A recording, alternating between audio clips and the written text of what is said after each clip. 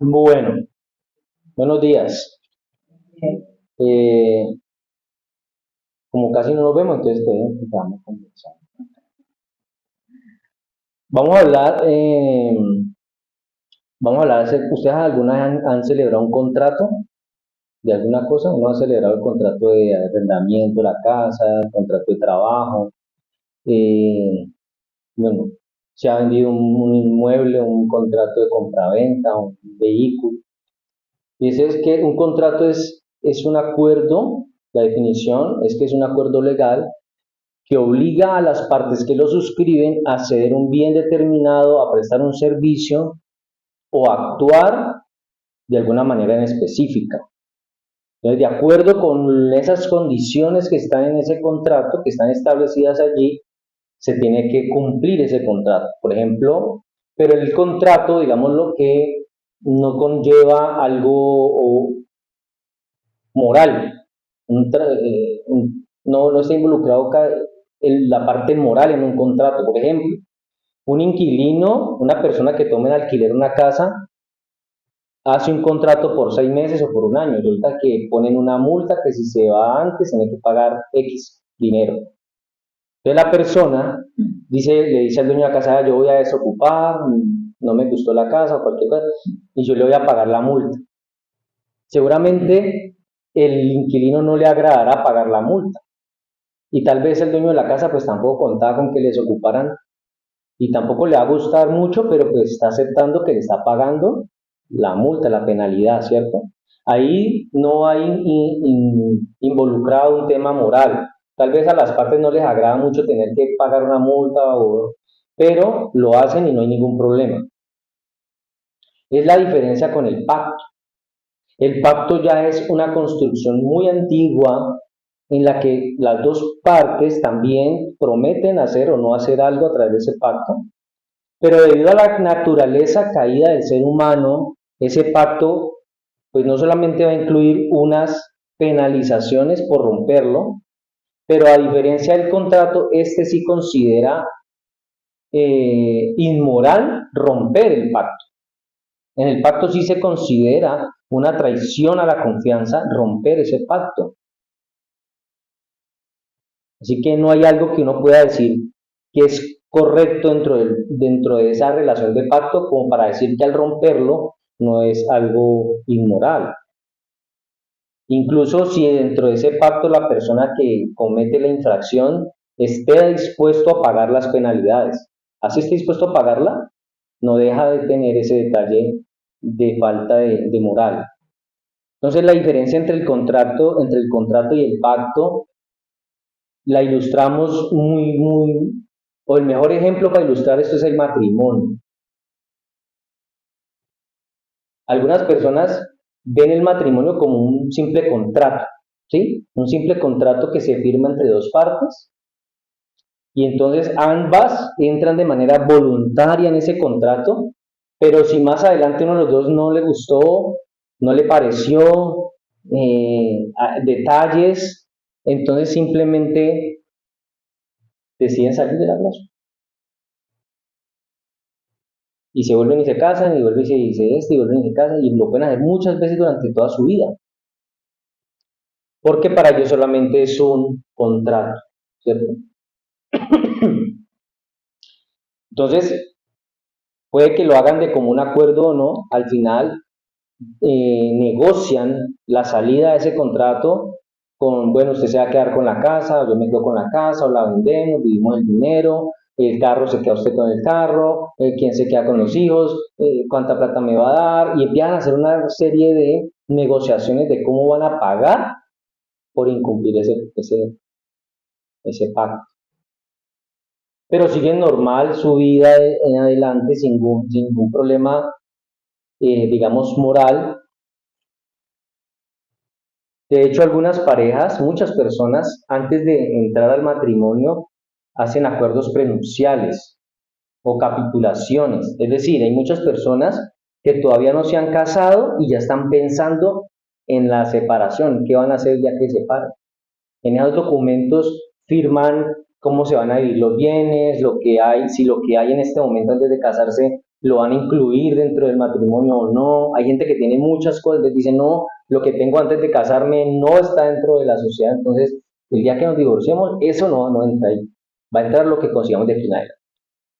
Entonces empiezan a hacer todo un acuerdo, por eso se llama acuerdo prenupcial, para que, pensando en qué, en que a cualquier momento se van a separar y quieren asegurar lo material.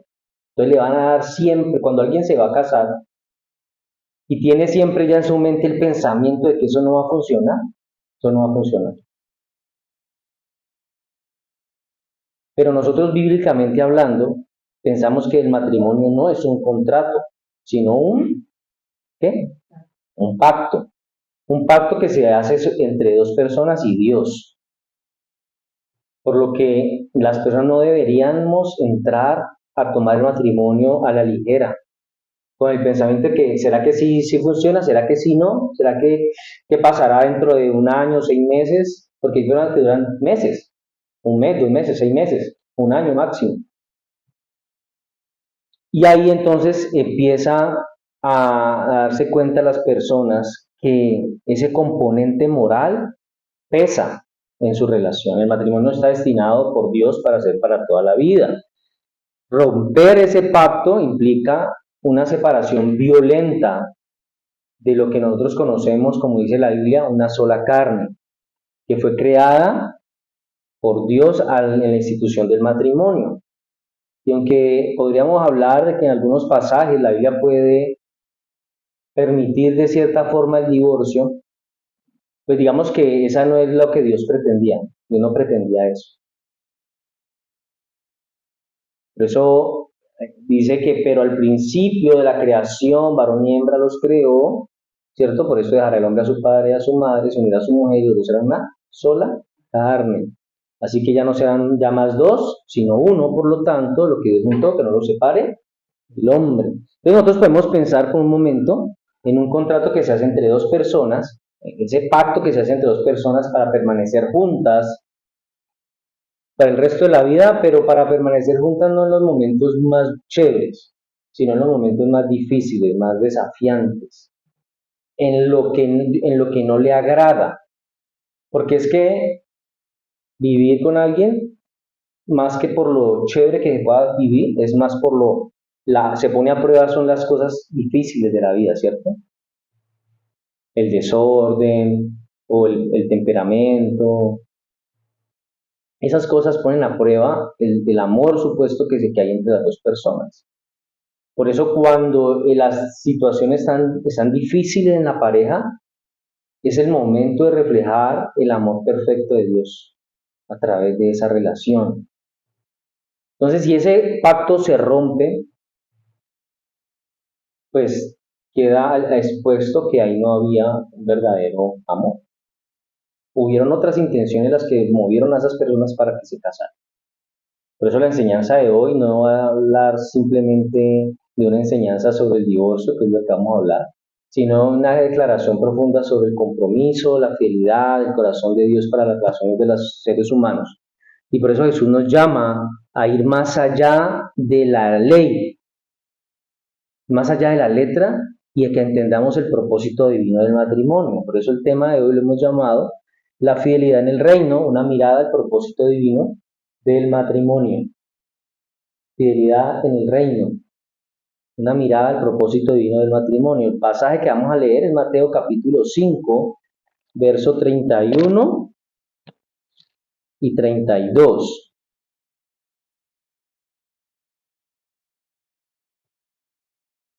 Y 32. Dice, también fue dicho, cualquiera que repudia a su mujer, dele carta de qué?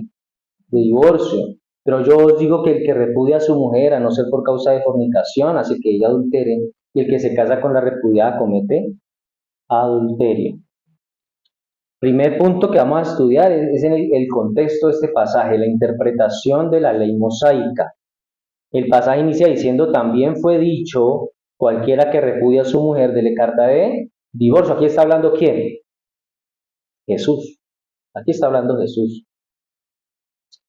Entonces aquí explica este pasaje cómo el divorcio era permitido en la ley mosaica. El divorcio era permitido en la ley mosaica. Por eso Jesús está diciendo que también oísteis que fue dicho, ¿no? También fue dicho. Pero a pesar de que era permitido en la ley mosaica, era usado de manera abusiva, de manera superficial. ¿Qué quiere decir eso? Jesús lo que hace es que él quiere llevar a sus oyentes a reflexionar sobre el verdadero propósito de la ley. El verdadero propósito de la ley. Ese verdadero propósito era proteger el pacto matrimonial como un diseño divino.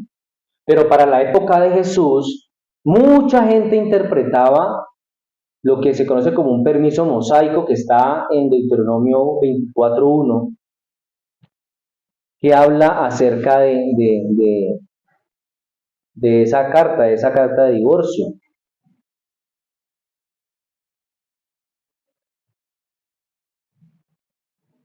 Dice Deuteronomio 24:1, cuando alguno tome mujer y se case con ella, si después no le agrada por haber hallado en ella alguna cosa indecente, le escribirá carta de divorcio, la entregará en su mano, ¿y qué?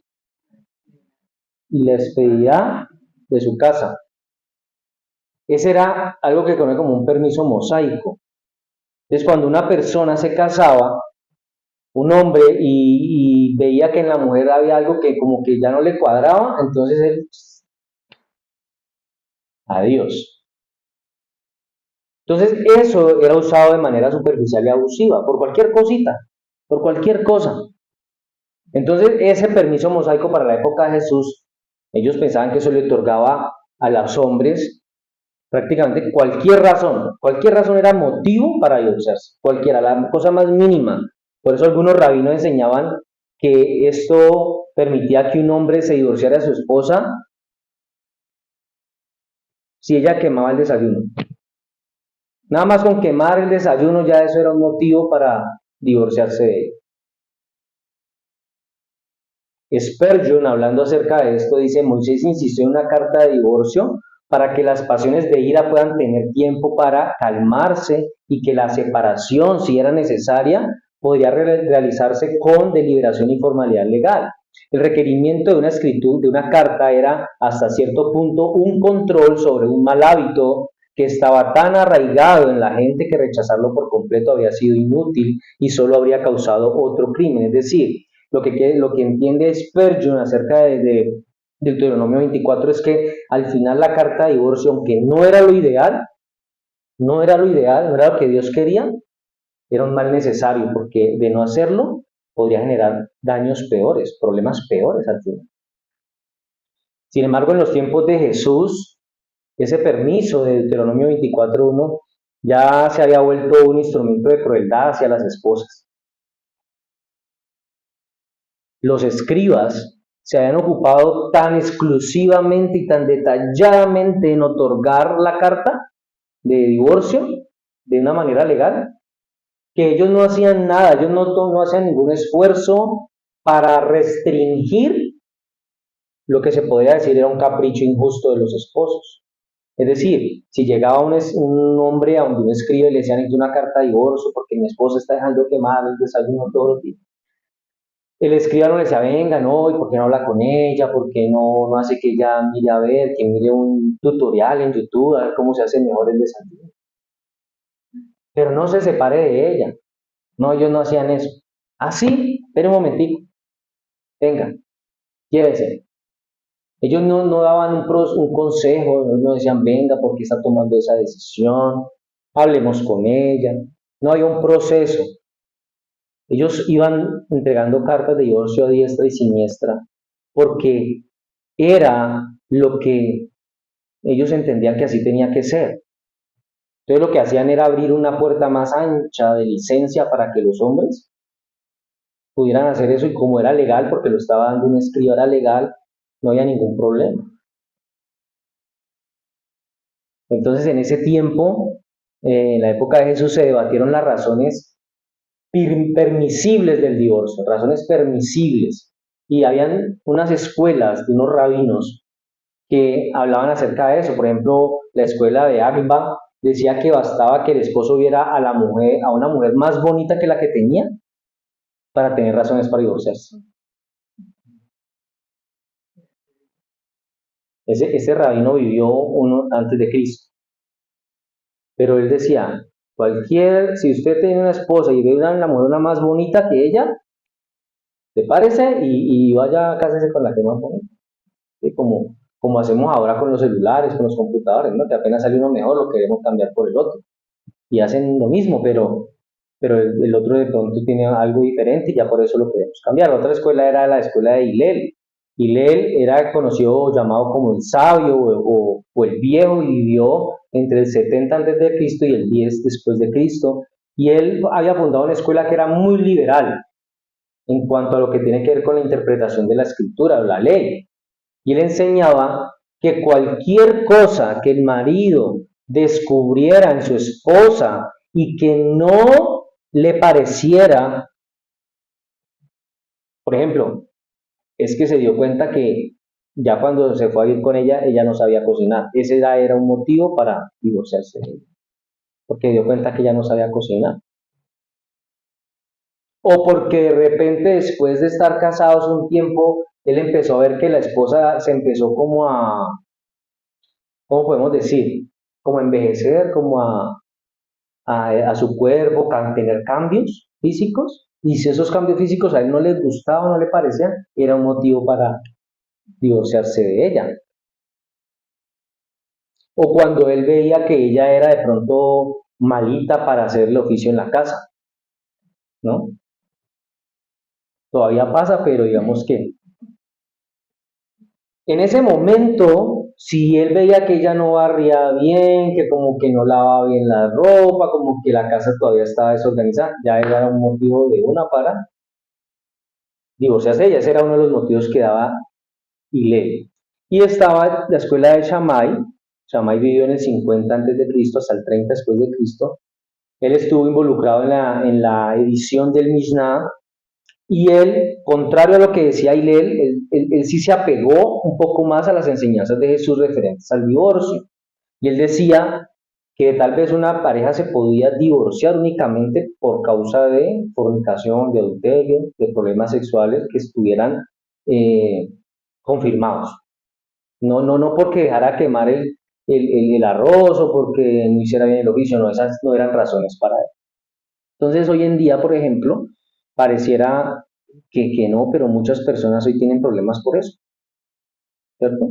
Porque tal vez la señora no sabe hacer un oficio, no le gusta o es perezosa, o tal vez porque es al revés, tal vez es el hombre el que no le gusta hacer absolutamente nada, es supremamente desorganizado, o es un hombre que no le gusta trabajar, o es un hombre que tal vez no invierte en las cosas de su casa, en las necesidades de la casa. Y al poco tiempo de una mujer estar resistiendo eso, pues puede que se canse y diga, no, yo no sigo más con usted. Porque no podemos verlo solamente del lado de la mujer, ¿no es cierto? No solamente ver las fallas que tal vez puede tener una esposa, sino también las fallas que nosotros también tenemos como esposos. ¿Qué estamos haciendo nosotros dentro de nuestra vida marital que no está bien? Y que eso puede generar insatisfacción en ella. Porque este pensamiento es antiguo, el creer que la mujer es la que tiene la culpa de todo. Por lo tanto, todas las consecuencias siempre caen sobre la mujer. Era lo que se veía incluso en la época medieval. Las mujeres, tanto como en épocas antiguas y en la época medieval, y a veces puede verse hoy, que las mujeres que no tienen hijos, por ejemplo, si no tienen hijos no pierden valor. Incluso hay mujeres que al sentir que no pueden tener hijos, ellas mismas se sienten sin valor.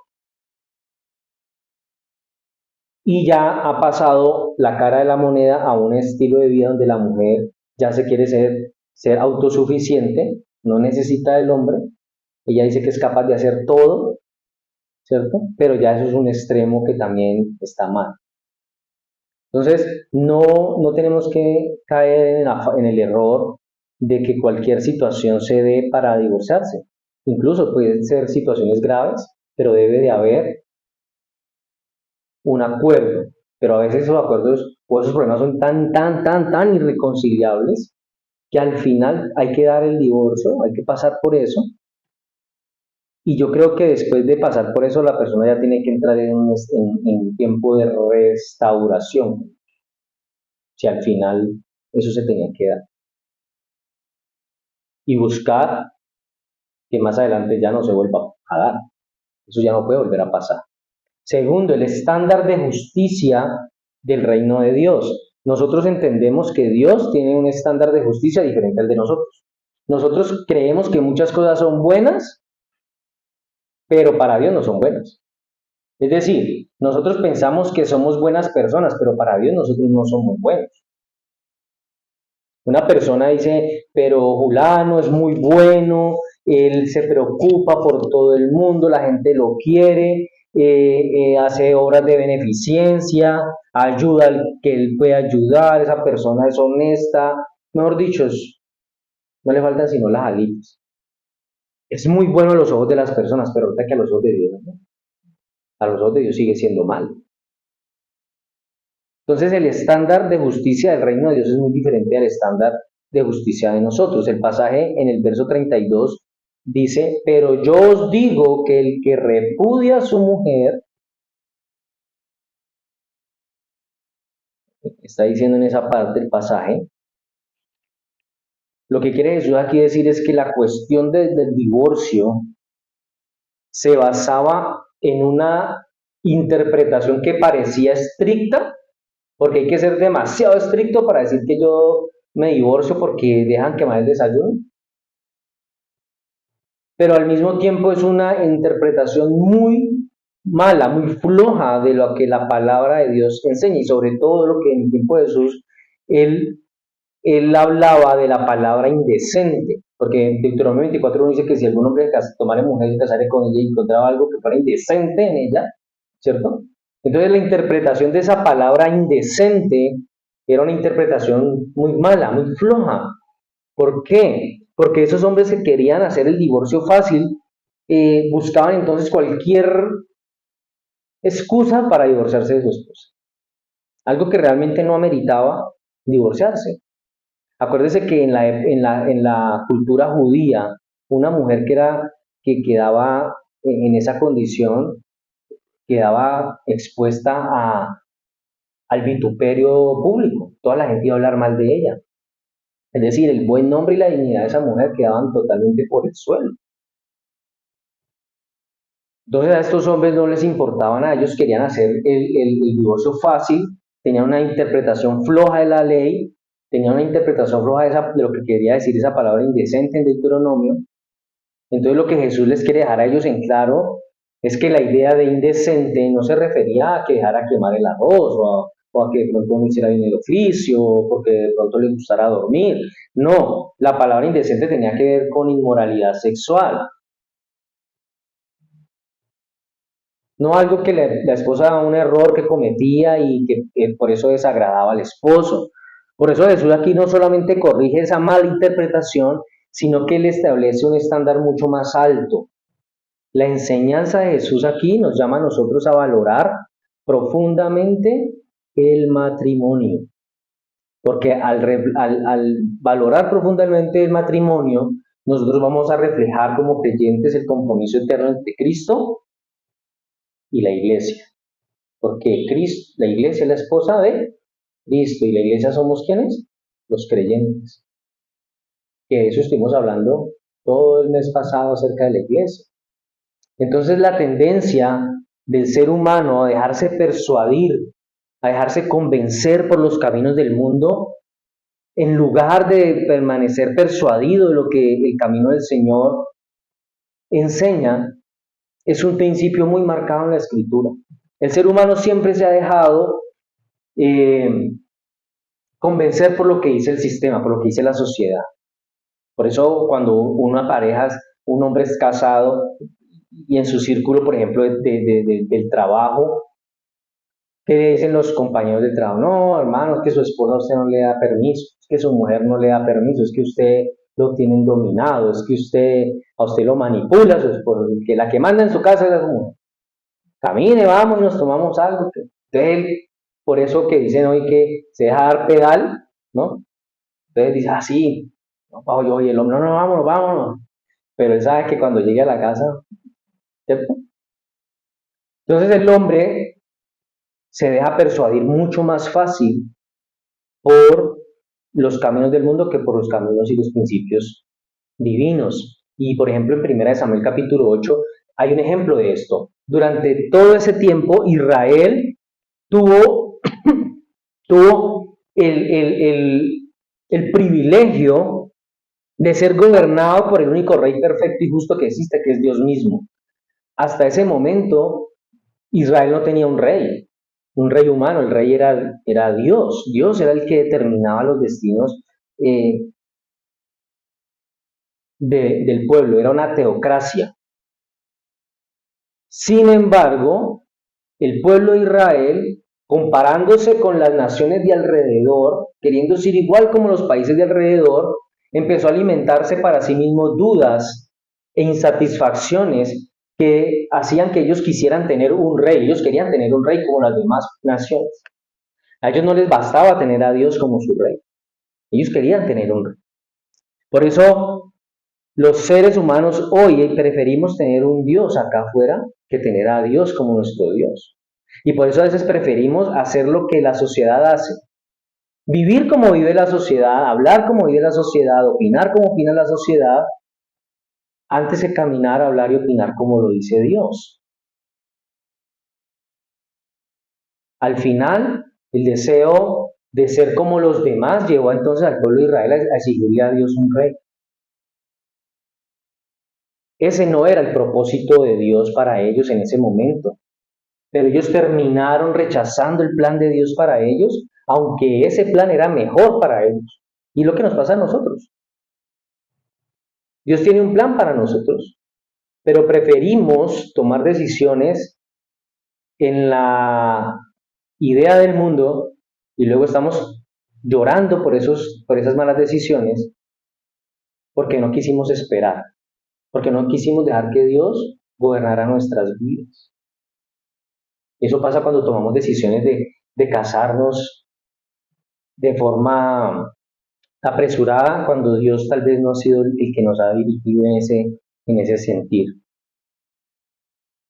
Entonces, 1 Samuel capítulo 8, verso 7 dice que Dios le dice a Samuel, obedece la voz del pueblo en todo lo que te digan, porque no te han rechazado a ti, sino a mí me han rechazado para que no reine sobre ellos. Entonces Israel termina rechazando a Dios, termina rechazando el plan de Dios para ellos, porque ellos deseaban seguir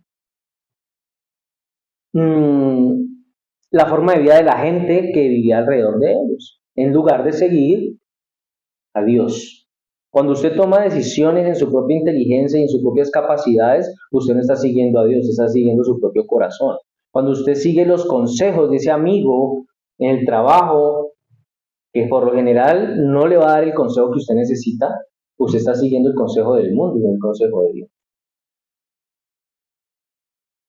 Por eso hoy nosotros estamos enfrentando las mismas amenazas que enfrentaron los judíos o los israelitas en su época, porque ellos se amoldaron a la cultura de su época, así como nosotros hoy nos estamos amoldando a la cultura de esta época. ¿Qué dice la cultura de esta época? ¿A qué se casan? ¿Se aburrió y bueno? ¿No? Fulano se casó, se aburrió y bueno.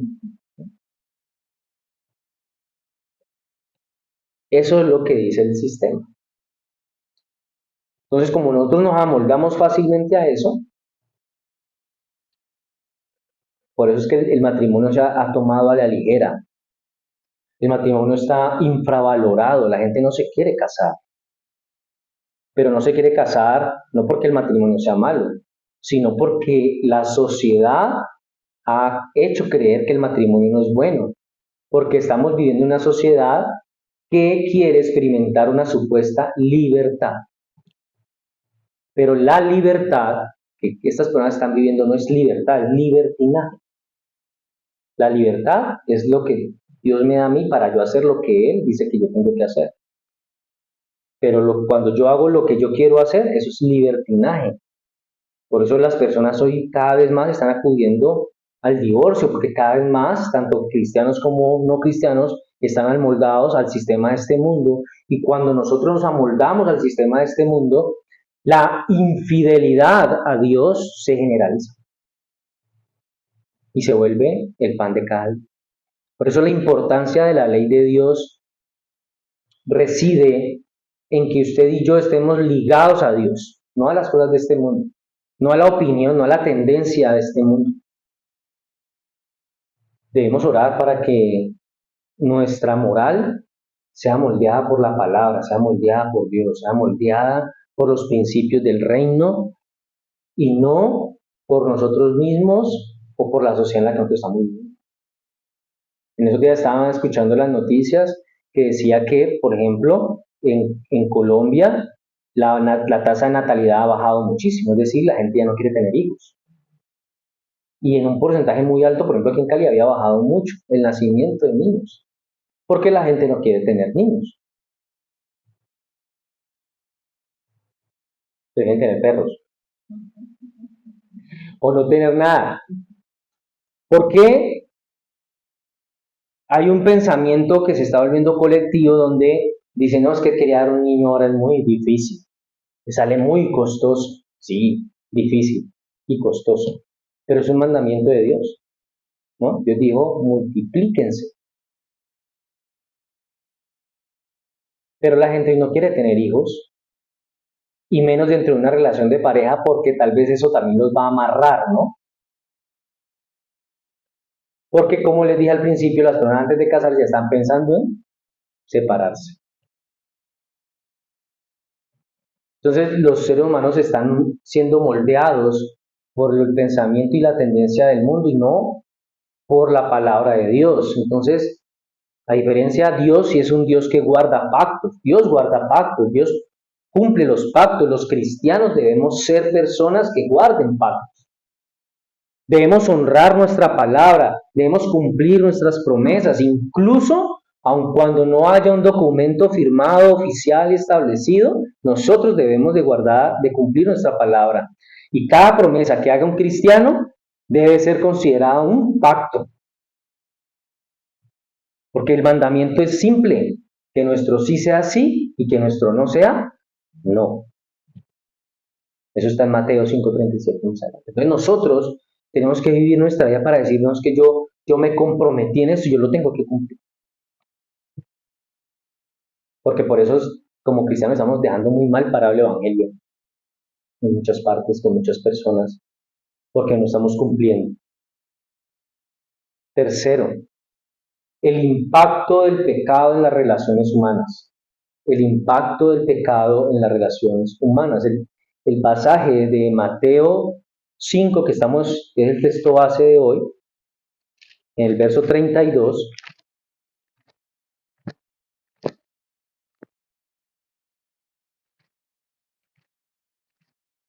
en la segunda parte del pasaje dice, a no ser por causa de qué?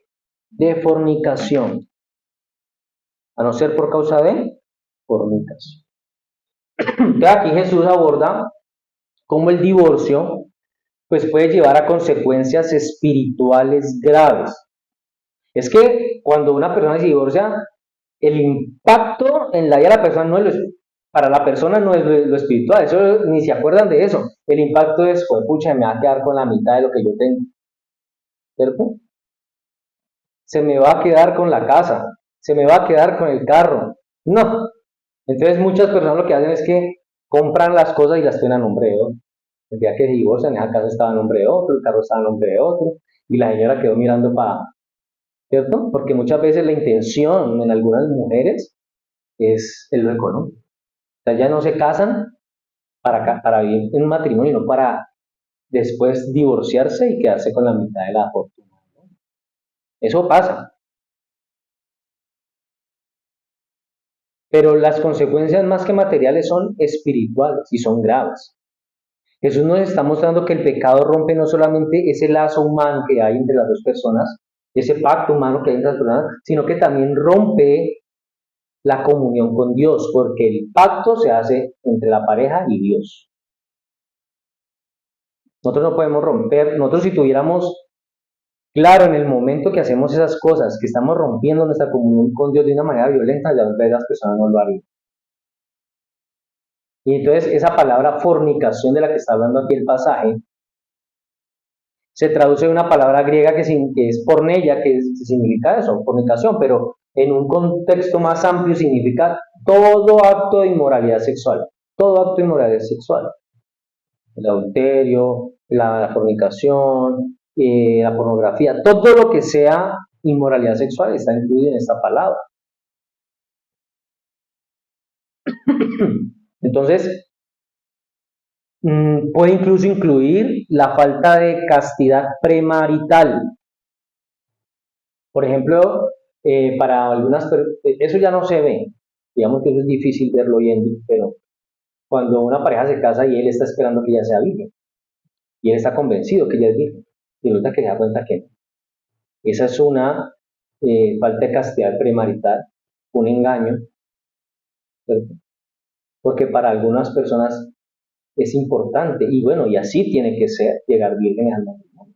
Así tiene que ser.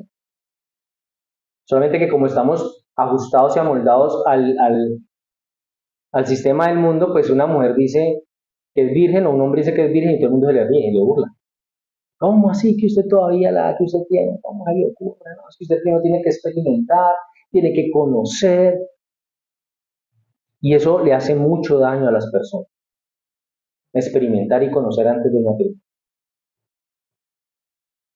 Por eso el pecado afecta no solamente nuestra vida relacional, sino nuestra vida espiritual.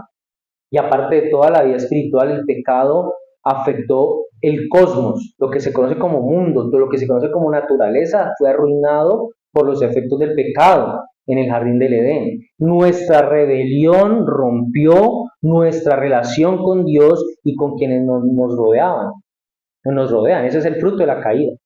Antes de la caída de Adán y Eva, cuando ellos tenían una perfecta comunión con Dios, ellos tenían una perfecta comunión con la naturaleza y los animales no eran enemigos del hombre. Mientras que ahora usted no puede ir por ahí en la selva y encontrarse un león y lo acariciar. A Adán y Eva sí podía hacerlo, pero después de la caída, tanto los animales como la naturaleza misma se volvió en contra del ser humano, y el ser humano se vuelve en contra de la naturaleza. El hombre se vuelve en contra de Dios y Dios por lo tanto es enemigo también, ¿no?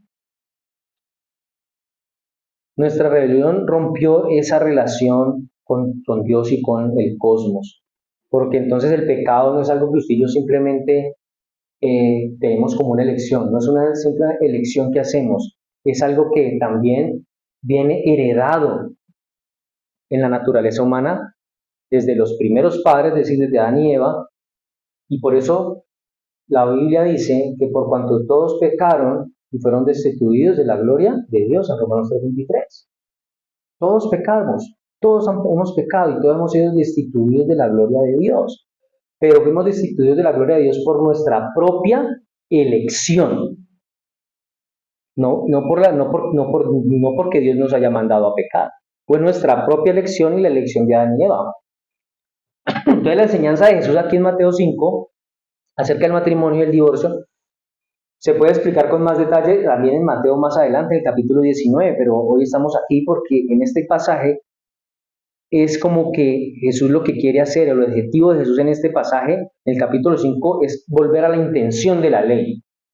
¿Sí? En lugar de permitir que sea usada como algo para dar licencia y un permiso fácil para el divorcio. Él quiere hacer que la gente que lo está escuchando vuelva a la intención de la ley, que es proteger el matrimonio como un diseño divino. Él no está hablando ahí de que sí lo pueden hacer. Él está diciendo que es por causa de la dureza del corazón del hombre, por causa de amoldarse a su alrededor. Y cuarto, la fidelidad como reflejo del carácter de Dios.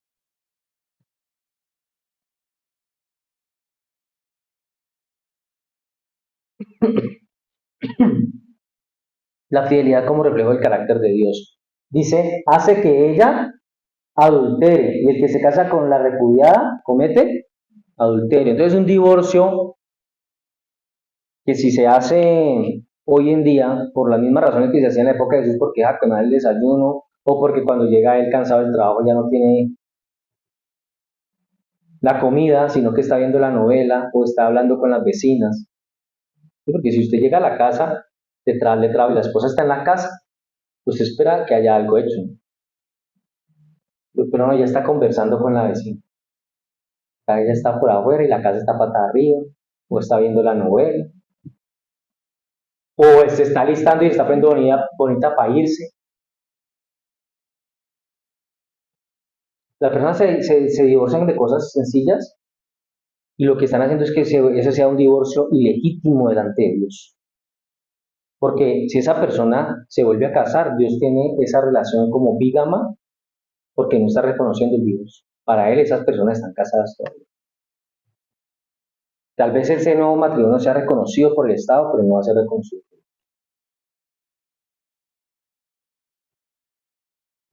Entonces, esa parte es delicada. Por eso el énfasis de Jesús en la permanencia del matrimonio y el error del divorcio injustificado iba en contra de muchas personas de la cultura judía y de los gentiles. Porque para el judío, ya hemos hablado de que ellos podían despedir a su esposa por cualquier cosita, pero para el pueblo gentil era peor. Por ejemplo, en Grecia, en su sistema, ellos veían las relaciones por fuera del matrimonio como algo normal, normal. Es decir, si la esposa sabía que que él tenía a otra, eso era normal, ella no se enojaba, era normal. En Grecia era así. Esas relaciones extramaritales, incluso muchos hombres en la época en la época griega y los romanos también, el hombre no tenía amantes mujeres, también tenía amantes hombres. Y la mujer sabía, pero eso era normal. Entonces Roma también adopta esa misma actitud hacia el matrimonio. Y ese pensamiento de Jesús, esa enseñanza de Jesús iba en contra de esa forma de pensamiento, tanto judía como gentil. En Grecia y en Roma y en todos esos lugares difícilmente aceptaban la enseñanza de Cristo cuando Pablo fue a predicar, porque ellos tenían una forma muy pagana de vivir. Cuando Pablo va a fundar la iglesia en Corinto, él funda la iglesia en un lugar que era supremamente pecador. Había un templo dedicado a hacer orgías y habían sacerdotas, mujeres que eran prostitutas y que hacían cosas allá horribles. Entonces el matrimonio, según Jesús, no es solamente un mero contrato social, no es solamente un papel que se hace en una notaría, no, es un pacto serio que imita el amor fiel y sacrificial de Dios. Por eso nosotros como cristianos, al cumplir nuestro llamado a la fidelidad como esposos, glorificamos a Dios y somos testigos del amor de Dios para el mundo, porque es el amor que Él tiene para nosotros y es lo que nosotros deberíamos de hacer para los demás. El índice de divorcios a nivel mundial, según los datos recientes, dicen que puede variar de manera significativa entre varios países. En Estados Unidos, por ejemplo, es casi un 3% de cada 1.000 personas que se están divorciando. En otros países, como en Rusia, por ejemplo, está entre casi el 3.9, casi el 4%. En Kazajistán casi ya ronda el 5% de cada 1.000 personas. Pero hay países, ¿usted escuchó este país? Es Sri Lanka. Allá la tasa de divorcios es extremadamente bajita, tal vez de los países que menos divorcios tienen. Y en el mundo, las parejas cristianas que también se están divorciando no difieren mucho de las parejas no cristianas. Y están alrededor de un 33% en Estados Unidos, por ejemplo, frente a un 39% de parejas que no lo son. Entonces, ahí la fe o la religión puede influir un poquito en la percepción del matrimonio, pero hay otros factores que tal vez tienen más peso a la hora de tomar esa decisión. Por ejemplo, falta de comunicación en la pareja, problemas económicos, presión social. Eso juega un papel importante y por eso muchas personas están divorciando en estos momentos. Para terminar, el llamado de Jesús aquí en este pasaje que estudiamos en Mateo 5, 31 al 32 no es solamente a que evitemos el divorcio, no es solamente a eso, es a que comprendamos que a través del matrimonio podemos ver y comprender el corazón de Dios. Dios instituyó el matrimonio y lo instituyó como algo bueno. Por eso nosotros, si somos cristianos, si somos seguidores de Jesús, debemos honrar ese pacto. No solamente por mostrarnos obedientes a Dios, sino para que también podamos ser un testimonio vivo en el reino de Dios. Que nuestra vida pueda reflejar la belleza del Evangelio. Cuando somos un matrimonio cristiano y podemos reflejar eso, pues habrán parejas que no son cristianas, que no se han casado y que puedan ver eso como un ejemplo para así casarse, ¿no? Porque muchas veces cuando uno ha vivido con sus papás y uno ve que el papá mantenía pegándole a la mamá y llegaba borracho a la casa y que ella también era grosera con el papá y que mantenían como perros y gatos y uno sabía que estaban casados, pues uno dice, no, yo nunca me voy a casar porque tal vez yo voy a vivir así, yo nunca me voy a casar. No, mi papá como le pegaba a mi mamá, o mi mamá como trataba a mi papá, no, yo nunca me voy a casar. Entonces muchas personas hoy día toman esa decisión radical de no casarse por cosas que vivieron de pequeños o por cosas que ven de grandes. Entonces nosotros como cristianos tenemos que luchar. El matrimonio no es fácil. El matrimonio no es fácil. Pero tenemos que hacer lo posible por llevarlo como un testimonio vivo del reino de Dios. Mostrar el amor de Cristo en nuestras vidas, reflejándoselo al mundo, diciéndole, no, mire, casarse es lo mejor. Casarse es, es algo bueno porque Dios mismo lo creó. Tenemos que ser obedientes, vivir dentro del marco del matrimonio, que nuestra vida entonces refleje la belleza del Evangelio en todas nuestras relaciones y que especialmente se vea reflejada dentro del pacto patrimonio. ¿Okay? Vamos a ver.